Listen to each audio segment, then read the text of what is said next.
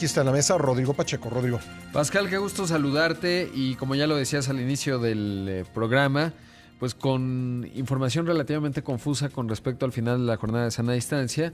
Lo digo sobre todo porque muchas empresas pues están, y muchos estados, digamos, muchas empresas están comenzando, pero otras pues en cierto grado de confusión, ¿no? Dependiendo del semáforo que se haya definido por estado, porque evidentemente pues hay una distancia, digamos, entre lo que está viendo la federación y lo que están viendo algunos de los gobernadores. Pero otro de los temas clave, Pascal, tiene que ver justamente con el asunto energético.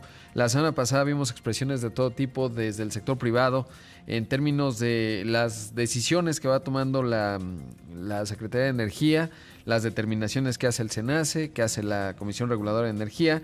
Y el viernes pues se da a conocer que finalmente un juez determinó que se suspendiese la política de la Secretaría de Energía en materia de renovables, referido específicamente a lo que se adoptó a propósito del COVID. Esto fue por a instancias, digamos, un proceso que impulsó Greenpeace. Y está con nosotros vía telefónica Luis Miguel Cano, asesor legal de Greenpeace, justamente para hablar de esto. Luis Miguel, ¿cómo estás? Buenos días. Buenos días a ustedes y a su audiencia. ¿Qué tal? Gracias por estar con nosotros. Buen día. Buen día. Pues Luis Miguel, saber cuál fue el motor que impulsó a Greenpeace y sobre todo cuál es el fallo que les da el juez y qué significa. Bueno, el tema es un tema ambiental, por supuesto, vinculado al objeto social de Greenpeace. Esto es una acción que también tenemos junto con el CENDA, el Centro Mexicano de Derecho Ambiental. Y lo que nos propusimos fue cuestionar tanto el acuerdo del SENACE como la política de confiabilidad de la CENER por sus carencias. Omitieron cuidar el medio ambiente. 3 mandatos muy específicos que se pueden derivar de la Constitución.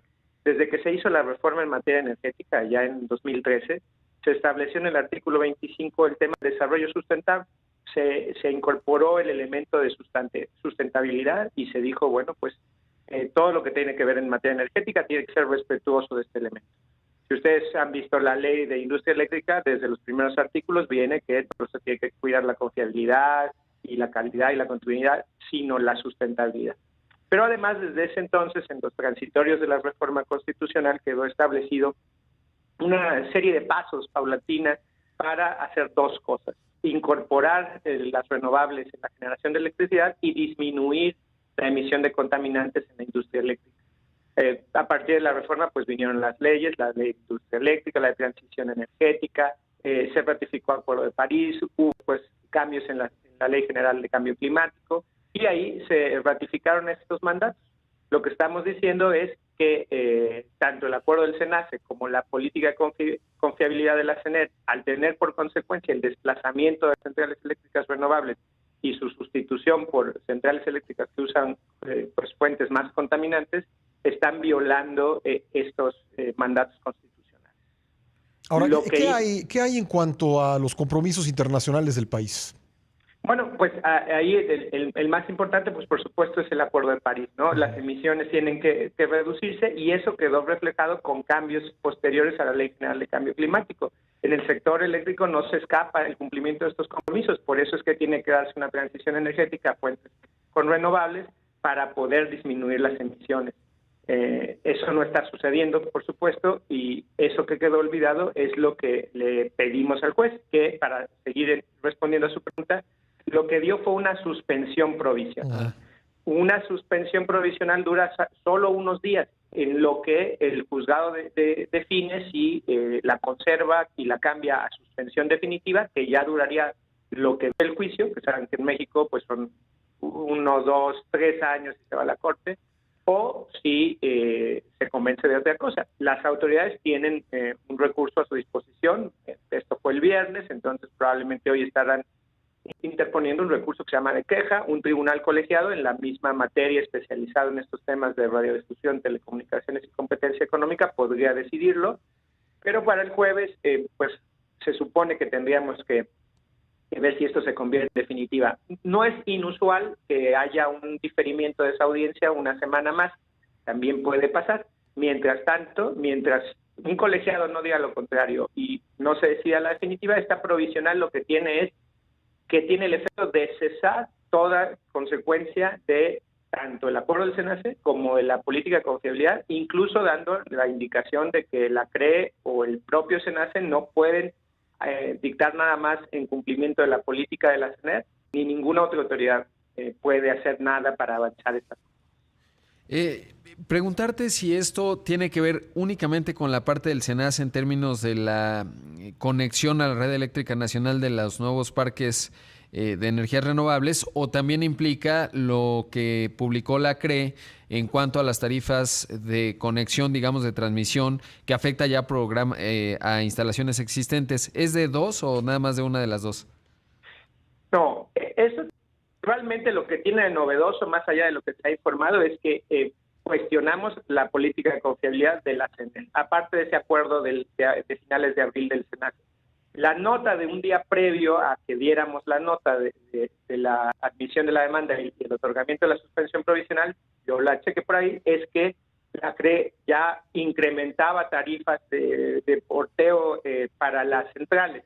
Eso pues fue un día antes de que se otorgara la suspensión y pudo o no pudo estar basado, yo no me enfoqué en eso, en la política de confiabilidad. Si está basado en la política de confiabilidad, la suspensión provisional podría, por supuesto, dar respuesta. Pero eso, pues, a mí ya no me corresponde hacerlo, sino a quien le afecta, ¿no?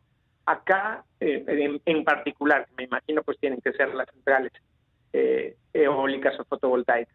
Lo que aquí sí queda muy claro es que cualquier cosa que derive de la política de confiabilidad, cualquier cosa, por ejemplo, informábamos al juzgado, la CRE tendría que sacar unas nuevas disposiciones basadas en confiabilidad para los permisos de generación. Eso pues tiene que estar totalmente detenido. Ya no puede haber más avances sobre eso. Mientras esa provisional se mantenga y si se convierte en definitiva, pues durante todo el juicio.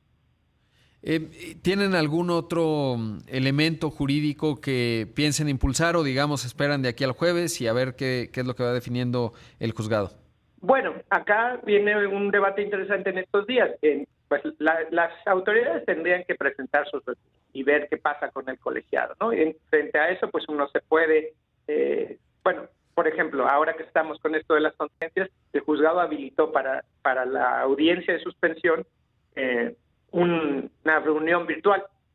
El tribunal no sé si haga lo mismo, porque ante los tribunales en realidad esta parte está menos avanzada, pero en el juzgado sí.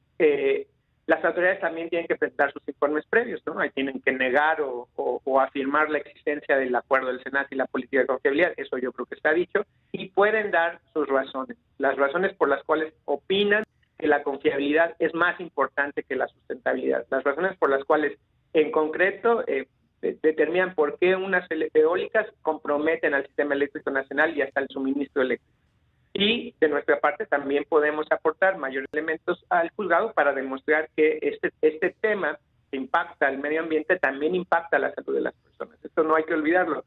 Fuentes más contaminantes se van al aire, todavía que tenemos una pésima calidad del aire puede disminuirse, empeorarse a la calidad del aire, más propensas somos las personas a, por ejemplo, contraer COVID.